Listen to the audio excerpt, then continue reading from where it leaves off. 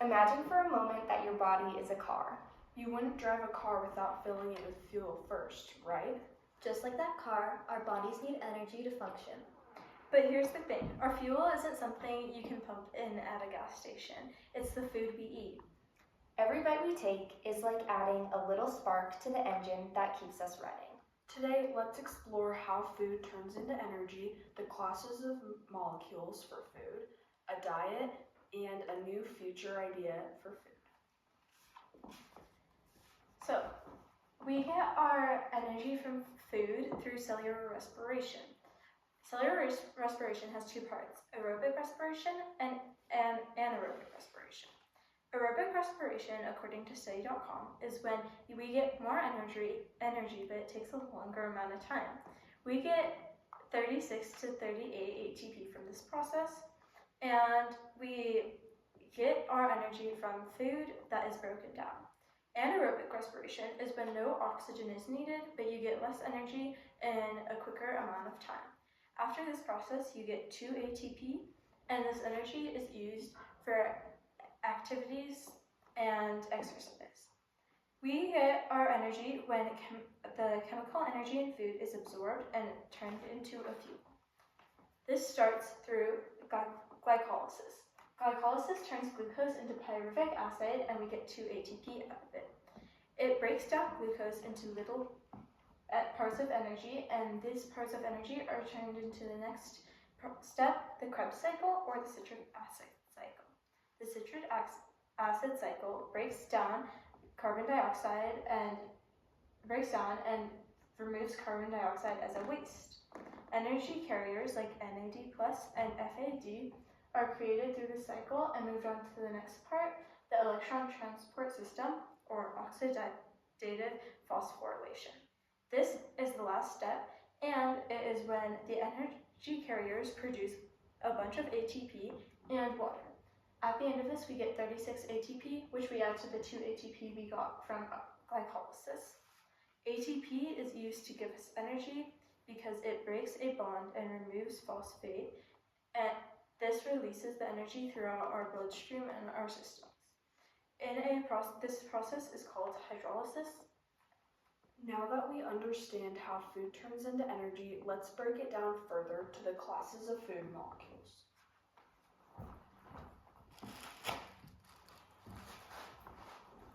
We have to look at the macronutrients, carbohydrates, proteins, and fats.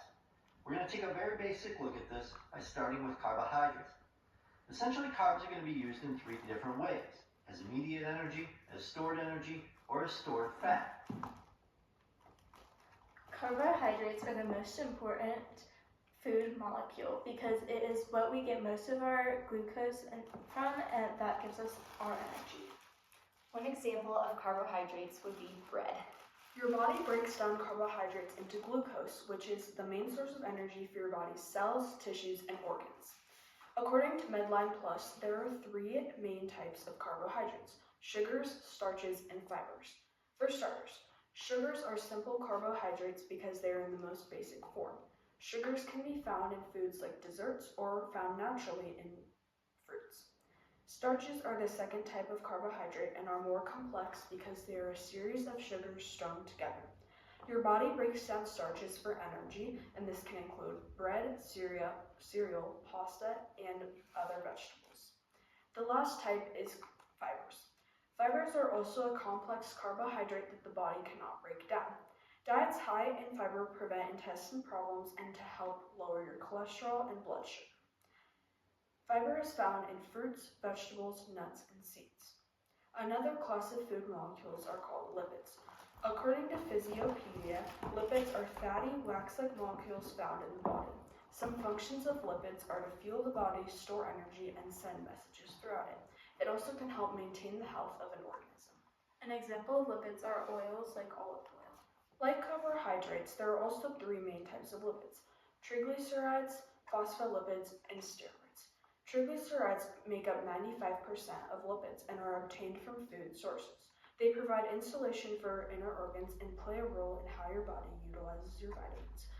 Calories are converted to triglycerides and stored for future use and energy in your body.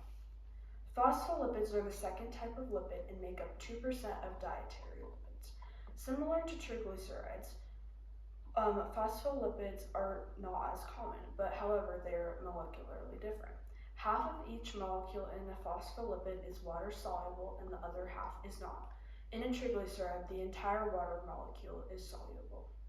Phospholipids are also responsible for protecting the cell. The final type of lipid are called steroids and they're the least common type. Cholesterol is required to be in these steroids, however, too much cholesterol can lead to cardiovascular disease. Steroids also help to form and repair cells in your body. The final class of food molecules are called proteins.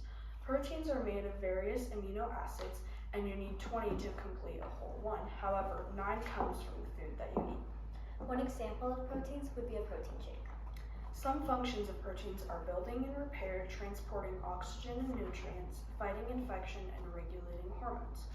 Proteins are not usually used for energy, so excess protein is stored as fat.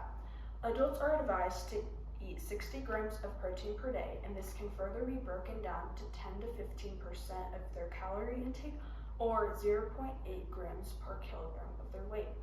Children are advised to have more protein, however, elder people are advised to have less. Now that we know about the food molecules, we can go on to healthy and unhealthy diets. Dieting is very common in society today. Most people who are on a diet are looking for health, lifestyle, and physical benefits. However, there are many misconceptions about what is and is not a healthy diet that can lead to a person not consuming enough of all of those food classes we were just talking about. This can result in devastating side effects and conditions. One diet we would like to talk about today is the Atkins diet.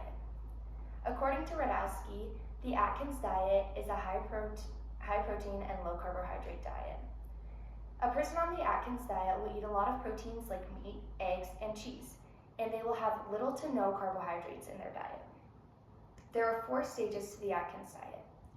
The first stage is very strict, and almost no carbohydrates will be consumed during this stage of the diet. Then, in stages 2 and 3 of the diet, carbohydrates are gradually added back into the diet. Only high nutrient carbohydrates will be added back into the diet, so this could be vegetables and berries.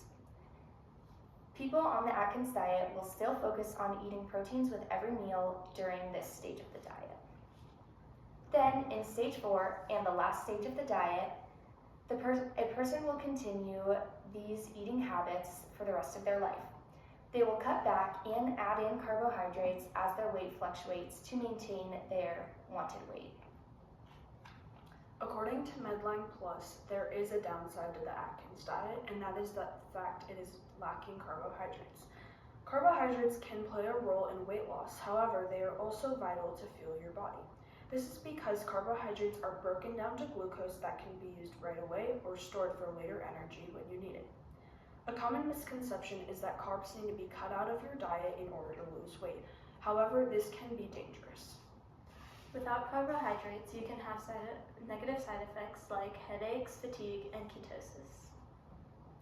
Ketosis occurs when a person's body starts breaking down their stored fat instead of glucose for energy. While being in ketosis is fine for a little while, after being in ketosis for a long time, it can take quite a toll on your body.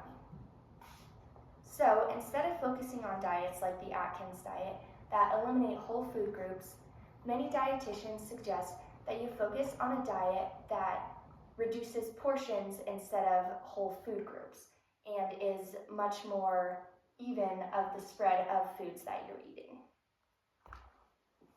One example of this would be the picture we have above from my plate. As you can see, it has a good variety of fruits, vegetables, grains, protein, and dairy. While these food groups are all in there, there's not one that's too large or too small, meaning that you get a proper balanced diet.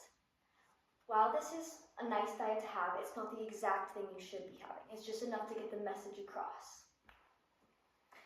With an idea of what foods give us the right nutrients, we decided to create our own idea of a food that can give us nutrients and that is appealing.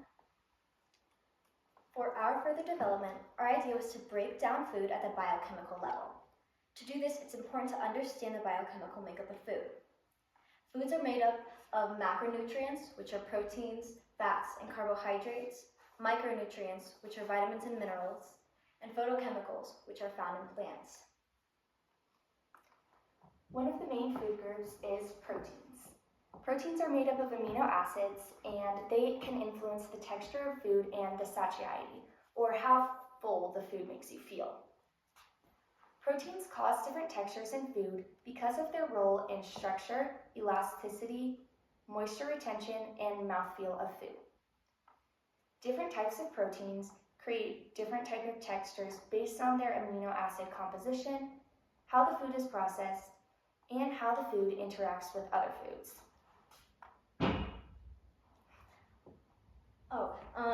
One example of proteins would be collagen.